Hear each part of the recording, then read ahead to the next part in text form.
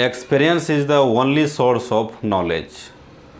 अनुभव ही ज्ञान का एकमात्र जरिया है और अनुभव से बढ़कर के कोई ज्ञान नहीं है।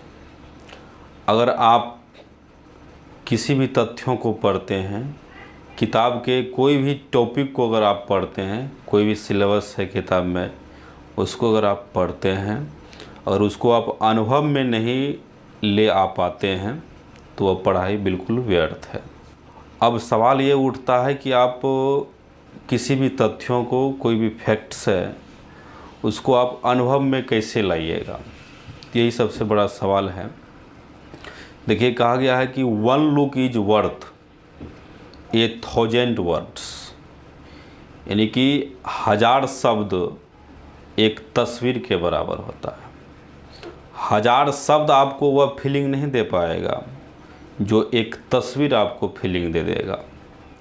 इसलिए आप जब भी कभी कोई किताब पढ़ें तो उसमें जो भी कोई फैक्ट्स है, कोई कंटेंट है या सिलेबस कुछ भी है, जो भी कुछ आप पढ़ते हैं, तो उसका काल्पनिक चित्र मन में बनाने का प्रयास कीजिए। जिसका आप काल्पनिक चित्र बना सकते हैं। इमेजिनेशन बहुत ज़रूरी होता है और आपको इमेजिनेशन करना आ गया तो जल्द से जल्द वह आपको अनुभव में आने लगेगा। दूसरी है कि प्रश्न, किसी भी टॉपिक को आप पढ़ते हैं तो उससे संबंधित प्रश्न को मन में उत्पन्न करने का प्रयास कीजिए। कब, क्यों, कैसे, कहाँ, जो भी है WH क्वेश्चंस, टोटल क्वेश्चन उस टॉपिक से संबंधित अगर मन में उत्पन्न होने लगेगा तो आप खुद ब खुद रिसर्च कर लीजिएगा। खुद ब खुद आपको जो है कि एक प्रेरणा अंदर से, एक इंटरनल मोटिवेशन जो है कि आने लगता है कि उसके बारे में जानने का आपके अंदर में इच्छा होने लगता है। तो ये बहुत ज़्यादा ज़रूरी है, क्योंकि हम लोग किताब में जो भी कुछ पढ़ते हैं वह अनेकों साइंटिस्ट, अनेकों महापुरुषों के द्वारा अनुभव में लाया गया ही ज्ञान है। उसने उस ज्ञान को अनुभव किया और फिर जाकर के उसको लिखा गया। वही सब बात हम लोग किताबों में पढ़ते हैं। साइंटिस्ट का जो भी हम लोग थ्योरी पढ़ते हैं तो उसको एक्सपीरियंस में पहले लाया गया, उस पर रिसर्च किया गया। तो उस तरीक़ा से अगर आप पढ़िएगा तो खुद ब खुद आपको अनुभव में आने लगेगा और जो अनुभव में आ गया वह लंबे समय तक याद रहेगा। तो प्रयास कीजिए, किसी भी चीज़ को पढ़िए तो उसको इमेजिनेशन करने का प्रयास कीजिए।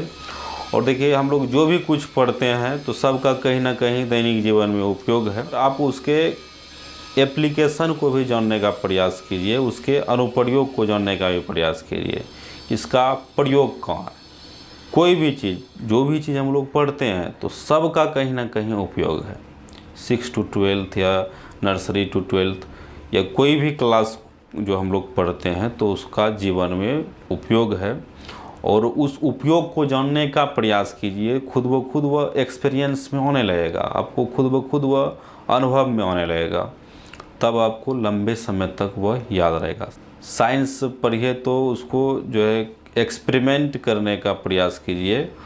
एक्सपेरिमेंट या तो आप मेंटली रूप से कर सकते हैं इमेजिनेशन के द्वारा, या यथार्थ में करके, अगर यथासंभव जितना हो उसको एक्सपेरिमेंट करने का प्रयास कीजिए। अगर एक्सपेरिमेंट करके अगर साइंस को पढ़ा जाए तो वह डायरेक्ट एक्सपीरियंस में आ जाएगा, डायरेक्ट वह अनुभव में आ जाएगा।